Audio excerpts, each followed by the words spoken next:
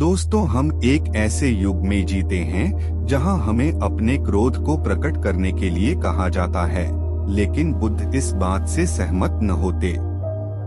क्रोध करने से यह संभावना बढ़ जाती है कि हम भविष्य में अपने इस व्यवहार को दोहराएंगे और इस तरह एक कभी न खत्म होने वाला सिलसिला शुरू हो जाता है।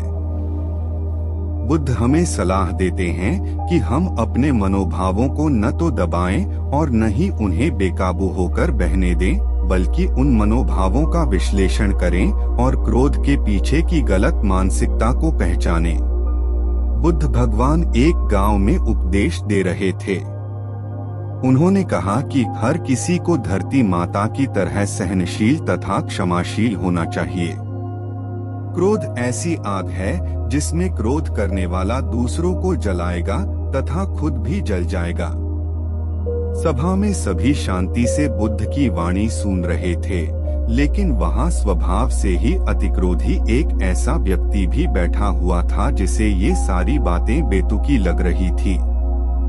वह कुछ देर ये सब सुनता रहा, फिर अचानक ही आग बबूला होकर बोलने लगा, तुम पाखंडी हो। बड़ी बड़ी बातें करना यही तुम्हारा काम है। तुम लोगों को भ्रमित कर रहे हो। तुम्हारी ये बातें आज के समय में कोई मायने नहीं रखती। ऐसे कई कटु वचनों सुनकर भी बुद्ध शांत रहे। अपनी बातों से ना तो वह दुखी हुए, ना ही कोई प्रतिक्रिया की। यह देखकर वह व्यक्ति और भी क्रोधित हो गया और उसने बुद्ध के मुंह पर थूककर वहां से चला गया। अगले दिन जब उस व्यक्ति का क्रोध शांत हुआ तो उसे अपने बुरे व्यवहार के कारण पछतावे की आग में जलने लगा और वह उन्हें ढूंढते हुए उसी स्थान पर पहुंचा, पर बुद्ध कहाँ मिलते। वह तो अपने शिष्यों के साथ पास वाले एक अन्य गांव निकल चुके थे। व्यक्ति ने बुद्ध के बारे में लोगों से पूछा और ढूंढते ढूंढते जहां बुद्ध प्रवचन दे रहे थे वहां पहुंच गया। उन्हें देखते ही वह उनके चरणों में गिर पड़ा और बोला, मुझे क्षमा कीजिए प्रभु। बुद्ध ने पूछा, कौन हो भाई? तुम्हें क्या हुआ है? क्यों क्षमा मांग रहे हो?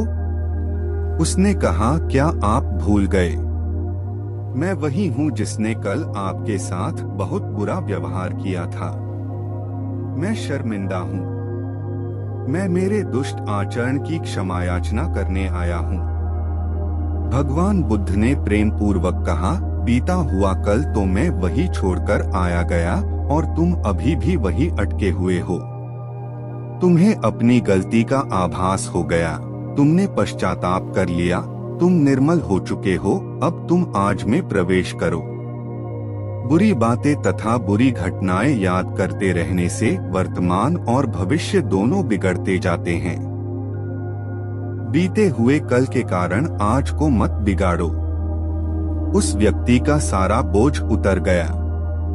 उसने भगवान बुद्ध के चरणों में पड़कर क्रोध त्याग का तथा क्षमाशीलता का संकल्प लिया। बुद्ध ने उसके मस्तिष्क पर आशीष का हाथ रखा। उस दिन से उसमें परिवर्तन आ गया और उसके जीवन में सत्य, प्रेम व करुणा की धारा बहने लगी।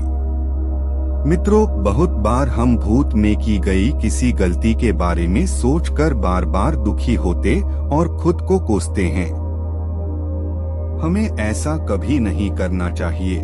गलती का बोध हो जाने पर हमें उसे कभी ना दोहराने का संकल्प लेना चाहिए और एक नई ऊर्जा के साथ वर्तमान को सुदृढ़ बनाना चाहिए।